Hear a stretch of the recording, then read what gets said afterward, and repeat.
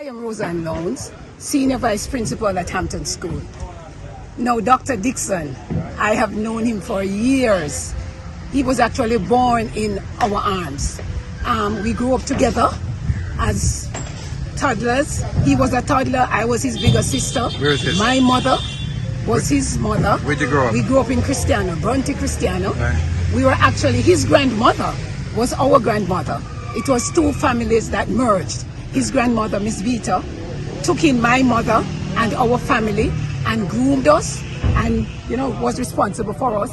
Trevor was born in our arms, and Trevor grew up with us until he left Jamaica at about age 10.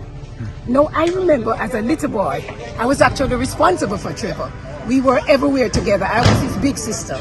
He actually called my mother Mama, as all of us did. I remember a happy childhood having him around.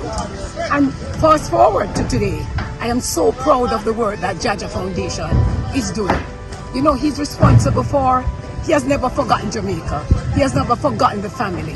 He has never forgotten the ties that we have. Actually, he is responsible for two of my grandnieces. He helps us so much. He's always taking care of us. Now, I'm so proud that he's responsible for this foundation. He's founder of this foundation, and he's doing so much for Jamaica. As we all know, he's helping with the medical facilities and by extension, the educational facilities. It was just by coincidence, that Jamaica, St. Elizabeth was heavily impacted by Hurricane Beryl. And, this was an opportunity for us to regroup and for him to extend his arm of help to us in St. Elizabeth. So I'm so proud that I have an intimate relationship with Trevor.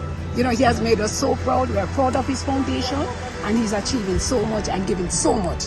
Jamaicans abroad, helping Jamaicans at home. We're so proud. Thank you.